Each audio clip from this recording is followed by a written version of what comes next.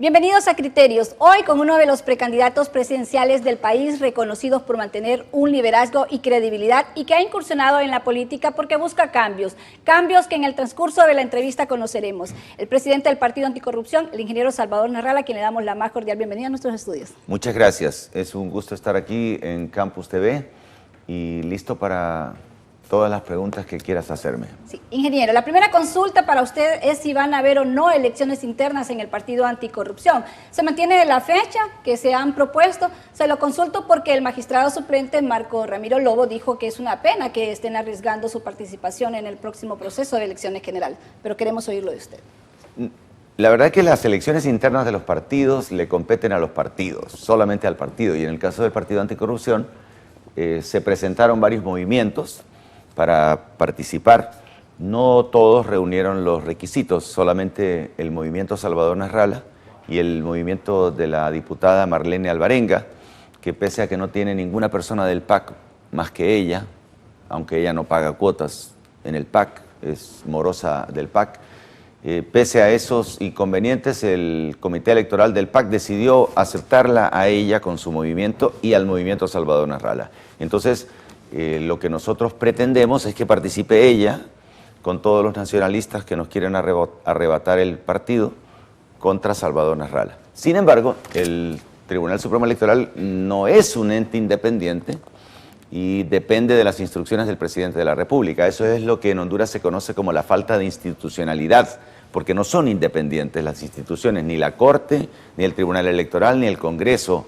Entonces, hay una orden del gobierno para que se inscriba 9 movimientos inexistentes también dentro de las elecciones internas, y eso el Partido Anticorrupción no lo puede permitir, sobre todo porque hemos descubierto que el esposo de la señora Alvarenga es un primo hermano de los que están presos en los Estados Unidos conocidos como los cachiros, y encabeza uno de los movimientos, y yo no quiero que el Partido Anticorrupción se convierta en una guarida de los cachiros. ¿Cuándo van a ser entonces las elecciones? El 9 de abril es la fecha que propone el PAC, pero la fecha la va a determinar el Tribunal Electoral. Nosotros propusimos el 9 de abril, pero si la quieren hacer en otra fecha, pues no hay problema. Sí. Ingeniero, ¿por qué se dividió tanto el PAC? Se dividió por los intereses personales de algunas personas que se dieron cuenta que la política es un negocio. Varios diputados recibieron, por ejemplo, para la votación de la Corte Suprema, que el presidente necesitaba elegir la Corte Suprema que le convenía. Hubo diputados que recibieron 12 millones de lempiras, estamos hablando de $500,000, que es muy buen dinero en cualquier parte del mundo. Entonces, ante eso apareció el lado oculto al lado que uno mira de las personas, y yo creo que eso fue fundamental. O sea, se penetró el PAC a través del asunto económico con mucho dinero. Pero estas personas no han sido expulsadas del PAC. No han sido expulsadas porque nosotros no tuvimos un tribunal de honor. Cuando se fundó el PAC y todo, éramos todos íntimos amigos y no pensamos que se podría llegar a eso. Entonces, sin tener tribunal de honor no se pudo recurrir a eso. De hecho, hay un montón de diputados que se fueron a otros partidos y nunca pagaron ni un 5. Recibieron, aparte de lo que les pagó el gobierno por votos, el sueldo normal, que es como 55,000 lempiras, y nunca le pagaron ni un 5 de cuotas al PAC, lo cual es realmente una vergüenza, y valdría la pena que si alguno ha pagado, salga a la palestra y diga, mire, yo sí pagué, porque realmente no pagaron. Y entonces, o sea, quieren usar al PAC, quieren usar como una escalera para seguir mamando la teta del gobierno, y eso a mí no me parece. ¿Por qué no ha llamado a la unidad en el PAC? Hemos llamado a la unidad, hemos explicado el riesgo de la contaminación producto de la droga, del narcotráfico. Sin embargo, priman los intereses particulares. O sea, antes de las votaciones, me acuerdo con la Corte Suprema, se les dijo, se les explicó, la Corte Suprema es lo que necesita el presidente para reelegirse, y la gente, ahí empezó la división, porque pudo más don dinero que los valores y los principios, la ética que debería prevalecer, y es lo que pretendemos nosotros cuando gobernemos en Honduras, que la gente tenga ética y defienda los intereses de las mayorías por encima de los intereses personales, que es lo que yo he hecho. Ingeniero Narrala, ¿deben Marlene Alvarenga, Walter Vanegas y Luis Redondo volver al PAC o renunciar a este instituto político? Mira, en el caso de Walter Vanegas y de Luis Redondo, ellos son personas PAC. Yo no tendría ningún problema con que Walter fuera presidente del PAC y candidato a la presidencia de la República por el PAC. Porque yo sé que él es una persona del PAC. Lo mismo Luis. Yo gasté 4 millones y Luis gastó 4 millones, por eso fundamos el PAC. Pero que aparezca una persona que esté emparentada con los cachiros y que tiene mucho dinero para repartir, se ha gastado no sé cuántos millones de lempiras, y no conocemos a ninguno, porque ninguno es del PAC, pero sí supuestamente tiene estructuras. Entonces, bueno, la vamos a derrotar siempre y cuando compita con un movimiento. Pero si el presidente de la República, a través del Tribunal Electoral, quiere meter movimientos para quitar a Salvador Nasralla, reducirlo a su mínima expresión, no lo vamos a permitir, y en ese caso tendríamos que toda la gente buena del PAC emigrar a otro instituto político. Sí. ¿Cómo se selecciona a los candidatos del PAC? ¿Qué requisitos deben tener? Hay un comité de selección en diferentes lugares en donde se analiza el perfil de la persona, no solamente la popularidad, la honradez, la credibilidad que tiene en la comunidad y el conocimiento de la persona.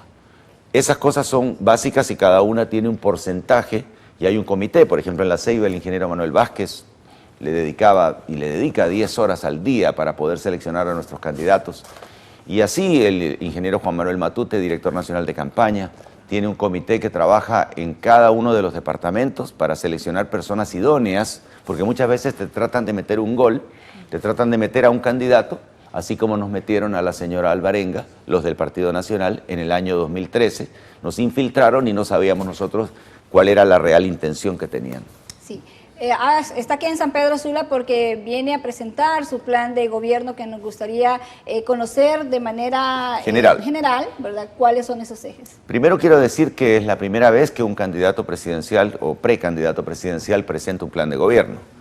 Lo hicimos en Tegucigalpa el 16 de marzo y todo el mundo quedó asombrado porque normalmente los planes de gobierno son cosas bien etéreas, que no muy tangibles, y ahora hemos solicitado presentarlo aquí en el auditorio de la universidad privada e invitamos a las demás universidades a que también se molesten por llevarnos para explicar a los estudiantes qué es lo que nosotros pretendemos hacer, porque uno puede hablar muy bonito, pero el asunto es tener una propuesta que favorezca al pueblo. Nosotros tenemos un plan que tiene 5 ejes verticales básicos, que son la educación, la salud, la infraestructura, la seguridad y la economía. Pero estas 5 cosas no pueden funcionar si no hay 2 cosas que tienen que estar permanentemente presentes en estos 5 pilares que le estoy mencionando. Y uno es la anticorrupción. Y la otra, no tomar medidas que perjudiquen al pueblo, a la gente pobre, al empleado. O sea, hay un montón de medidas que se ha tomado en los gobiernos hondureños donde no se considera lo que dicta nuestra Constitución, y es que el ser humano es el fin supremo de las leyes que uno dicta. Entonces, lo anticorrupción y esto de la sociedad, por ejemplo, de nada me sirve tener un montón de gente trabajando en las maquilas si los niños están solos, abandonados en la casa. Aunque les pague bien en la maquila, es preciso tener una guardería cerca de la maquila o dentro de la maquila para que la mamá pueda ver al niño y el niño crezca no desamparado en su casa, en su barrio, sino que muy cerca de su madre, entre otras cosas. Ahora, nosotros también tenemos propuestas, y hay 10 propuestas básicas de nuestro plan de gobierno. Una es que el primer día de gobierno vamos a solicitar la presencia con dientes de la Comisión Internacional contra la Impunidad, CICI, o le vamos a dar los dientes a la MAXI, que en este momento está bastante controlada por el presidente de la República y puede condenar prácticamente solo a los descalzos, pero no a los de cuello que están arriba. Lo segundo es un portal de transparencia para que la gente tenga acceso a través de las redes y ver cómo se está gastando el presupuesto nacional, que prácticamente se ha triplicado en los últimos 10 años. Lo tercero es la reducción de la carga tributaria, el 15% de impuestos sobre ventas, bajarlo al 12%, eliminar el impuesto confiscatorio que le cobran a las empresas de 1.5%, entre otras cosas. Lo otro es la seguridad jurídica, porque en Honduras cambian las leyes y de repente meten en el Congreso de la República leyes en las cuales se perjudica a la mayor parte de las personas. El quinto punto es el combate a la inseguridad con la implementación de la policía comunitaria, de manera que la gente que vive en el barrio conoce al policía y no vienen diferentes policías cada vez, que es lo que ocurre en este momento. El sexto punto es que haya salud para todos. Los costos de las medicinas en Honduras son un 70% más caros de lo que realmente cuestan. Para eso hay que crear un laboratorio nacional de medicinas y no pagarle a un intermediario, que es lo que está haciendo el actual gobierno y por lo cual la gente pobre no tiene acceso a la medicina. Yo puedo pagar cualquier precio y hay gente que me está mirando que puede pagar cualquier precio, pero el grueso de la población no. El séptimo punto es la educación técnica regionalizada. A la gente que vive en el campo hay que enseñarle cómo cultivar la tierra. Hay que enseñarle las técnicas en áreas que pueda trabajar como fontanería, electricidad y otras técnicas que le pueden permitir a la persona trabajar inmediatamente que sale de la secundaria, de manera que no vayan a engrosar el ejército de desempleados. Después tenemos un punto que es la infraestructura, inversión en infraestructura y servicios públicos. Pretendemos construir una carretera costera que una a Trujillo con Puerto Cortés y pretendemos además hacer el ferrocarril interoceánico en 2 fases entre Puerto Cortés y San Lorenzo y luego entre San Lorenzo y Puerto Castilla.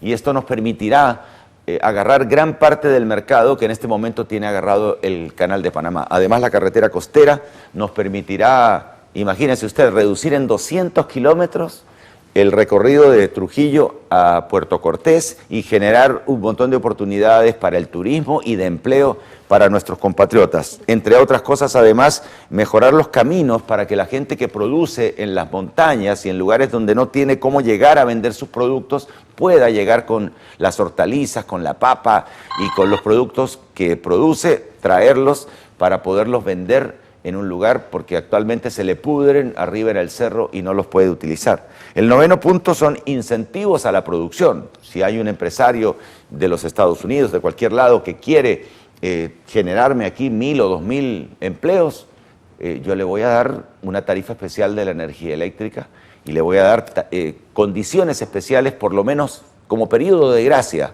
mientras me genera el empleo. Y también lo que yo conozco más, que es la promoción del arte, de la cultura y de los deportes, creando escuelas de fútbol en lugares como Tela, el Bajo Aguán, La Ceiba, Trujillo, donde crecen un montón de niños y se desperdician, no solamente en fútbol, sino también en atletismo, en voleibol y otras disciplinas deportivas para las cuales el biotipo de nuestra gente se presta para que seamos primer lugar, por lo menos en el continente americano. Aspectos generales de este plan de gobierno. Vamos a ir a una pausa comercial, ya regresamos con el ingeniero Salvador Narral.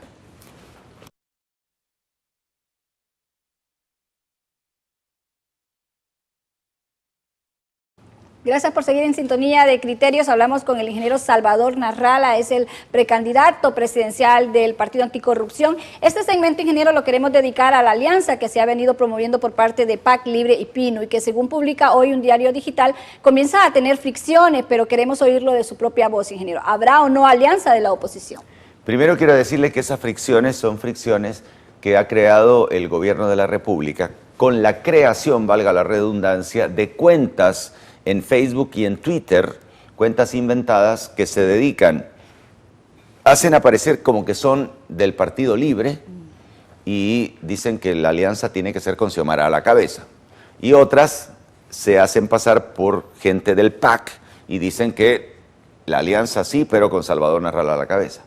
Son creadas, hemos hecho un análisis exhaustivo de esta creación, de esta manipulación a través de los call centers del Partido Nacional, pero es eso, o sea, por eso es que este medio digital dice eso, porque no investigan a fondo. Pero la alianza, ¿por qué nace la alianza? Primero que nada, nace porque a Salvador Narrala en las elecciones en las que participó solo con el PAC en el año 2013 le robaron las elecciones. Aquí en San Pedro Sula aquí sacamos el 80% de las votaciones. Nos robaron el 40%, pero pese a que nos robaron un 40%, siempre ganamos San Pedro Sula. Se ganó la alcaldía, yo dialogué con el presidente, me dijo que la alcaldía no podía, que sí, efectivamente, que nos habían hecho trampa en gran parte del país, pero que yo no estaba preparado en ese momento y que no conocía las interioridades de la droga. Perdón, ¿el presidente? Hernández. Sí. ¿Él fue el que le confirmó? Sí, yo tuve una reunión larga con él, donde él me contó todas las interioridades del por qué se robó las elecciones. Entonces, dándome cuenta que estas elecciones también van a ser robadas y que en Honduras, como me dijeron los ricos de Honduras, que fueron los que provocaron la reunión con el presidente electo entonces, en noviembre del año pasado, en Honduras no es el pueblo el que decide al presidente, sino que es el dinero, que muchas veces lo ponen los empresarios, pero en gran parte lo pone el crimen organizado a través del dinero del narcotráfico. Usted sabe que la droga duerme en San Pedro Sula, la droga cae por Colón, pero duerme en San Pedro Sula y por eso San Pedro Sula es el lugar donde hay más muertos. Cuando haya un presidente que no esté de acuerdo con Colombia y con Venezuela para que caiga la droga en Honduras, se acabaron las masacres y se acabó la muerte.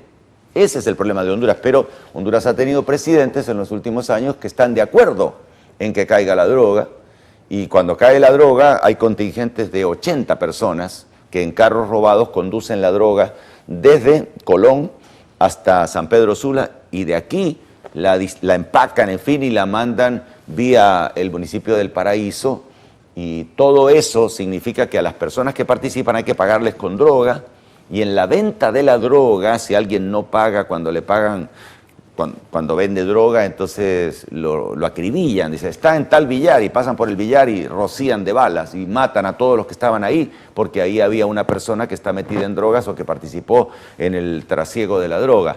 Entonces, la situación es muy delicada, pero hay una complicidad de la persona que dirige el país, de las Fuerzas Armadas de Honduras y de la policía. Entonces, por eso a muchos policías los han depurado, porque no se han prestado para el juego del gobierno, y por eso sacaron, por ejemplo, al señor Ramón Savillón. Cuando Savillón detuvo a los Valle, capos de la droga, inmediatamente el presidente de la República, a través de su entonces ministro de Seguridad, que era Arturo Corrales, lo sacó del país. Y el señor Corrales es el que dirige el centro de cómputo el día de las elecciones. Entonces tienen todo muy amarradito, y por lo tanto tuvimos que recurrir a la alianza, no porque nos sintamos débiles, sino porque la única forma de evitar un fraude es unidos. Pero la ideología de Salvador Nasrallah no es comunista, no es socialista, Salvador Nasrallah es humanista. Yo lo que quiero es el bien del pueblo.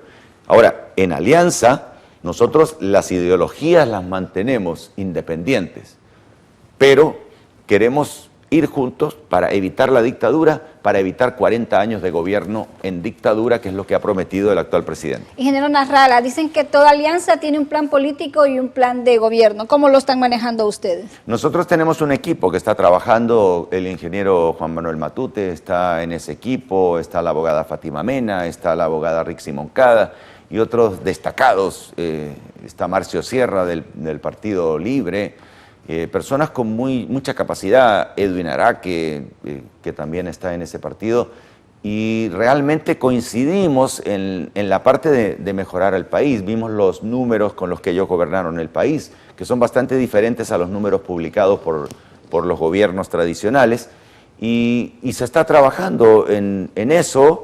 Obviamente que nosotros tenemos nuestras condiciones. Una de las condiciones es la instalación de la CICI para que investigue para atrás y para que nos investigue a nosotros. Si esa condición no se cumple, Salvador Nasrallah no va a la alianza. Sí, quisiera consultarle, ¿es esta una oposición para repartir poderes o para rescatar al pueblo de lo que podría ser un gobierno dictatorial? Por supuesto. O sea, tendremos que repartir los puestos, porque los puestos tienen que ser asignados a alguien de acuerdo a capacidad, de acuerdo a perfiles, de acuerdo a honestidad. Pero como vamos a tener un portal de transparencia, si un ministerio tiene 10.000 millones de lempiras, la gente podrá entrar a ese ministerio y ver cómo se están gastando los 10.000 millones de lempiras. Y si alguien tiene dudas, podrá reclamar ante la autoridad competente. Y aparte, necesitamos refrescar el Ministerio Público y la Corte Suprema de Justicia. Para eso, vamos a llamar a un plebiscito desde el Congreso, porque no lo puedo hacer yo como presidente o la presidenta, un plebiscito para preguntarle a la gente si quieren o no que se elija de nuevo la Corte Suprema, que es una corte viciada porque fue impuesta a cambio de dinero por el presidente, y el nuevo Ministerio Público. Entonces, todo esto se está negociando, pero no para repartir así simplemente porque vos agarras esto, vos robas aquí, vos robas allá, no. O sea, yo soy una persona que no roba, yo soy una persona de principios y de valores. Yo no voy a ensuciar mi nombre a los 64 años de edad porque yo no me metí a esto por dinero. A mí me ofrecieron durante 25 o 30 años, me ofrecieron ser vicepresidente, ser alcalde, ser diputado, todo me ofrecieron. Siempre les dije que no y yo nunca he ganado dineros del gobierno. Yo no estoy para ganar dinero, ni tampoco para favorecer personas. Por eso, cuando me encontré dentro del PAC con personas que llegaron a ser diputados y violaron esta filosofía anticorrupción, se produjeron las fricciones. O sea, la manera más fácil que encontró el gobierno fue ofrecerle dinero a ciertas personas y con eso rompieron el partido. Pero eso me agrada, porque en el año 2013 yo tuve que rogarle a personas que integraran el PAC que fueran candidatos. Y ahora tenemos filas enormes de personas que quieren integrar nuestro partido. Sí. ¿Está dispuesto Salvador Nasralla a deponer su aspiración presidencial y cederle a Libre para que represente a la oposición en los próximos comicios generales?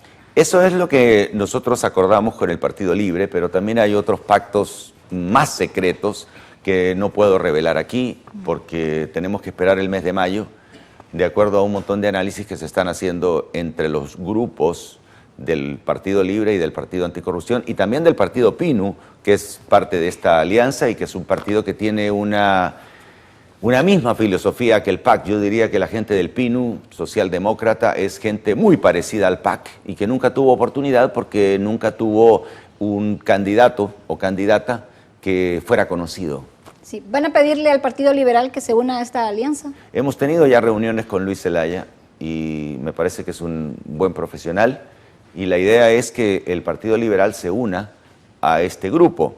Ahora, si en este grupo se produce algún problema o alguna de las partes no cumple con lo que se ha pactado, entonces puede existir otra alianza en el caso que el Partido Liberal no acepte sumarse a la actual alianza que estamos PINU, PAC y Libre. Hasta el 25 de mayo tienen ustedes para poder ya dar a conocer quién sería el candidato de la oposición. El 25 de mayo debe estar todo de acuerdo a lo que ordena el Tribunal Electoral. Sí. ¿Cree usted que el Partido Nacional estará haciendo fraude en este proceso para mantenerse en el poder o mantener en el poder al presidente Juan Orlando Hernández? El fraude más elemental lo acabamos de ver el 12 de marzo. Tuvieron 300.000 votos nada más y lo inflaron a 1.300.000. O sea, es un fraude monumental. Yo fui a supervisar las elecciones en un montón de lugares en Tegucigalpa y me encontraba con gente y le digo, ¿qué hace usted aquí? No, estoy esperando para votar. Y no votó. ¿Y por qué no vota? No, ya voté. Voté en la mañana, voté a mediodía, pero me pidieron que volviera a votar porque gente votó 3 veces. Y aparte de eso hay videos en las redes sociales, porque algunos medios de comunicación no se atrevieron a divulgarlos, de gente al final rellenando las urnas. Y aparte, bueno, en La Libertad, Francisco Morazán, votaron solo en un pueblecito, votaron 300 muertos. Y la gente hizo una manifestación en el cementerio. O sea, el robo es un robo descarado.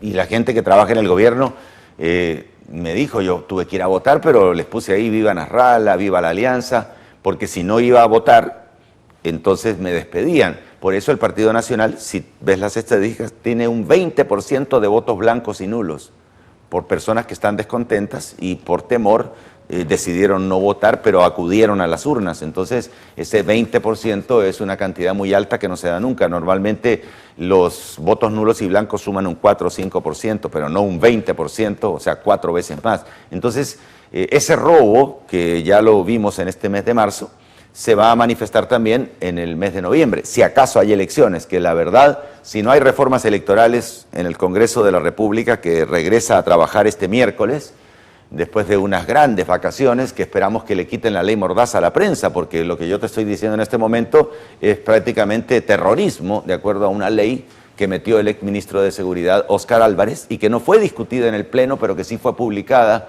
en la Gaceta, en las peculiares trampas que le meten a los congresistas los amigos, bueno, ni tan amigos del Partido Nacional. Podemos ir presos, tanto usted como yo. Yo por divulgarlo también, ¿no? Sí. En este momento el gobierno tiene poderes supremos.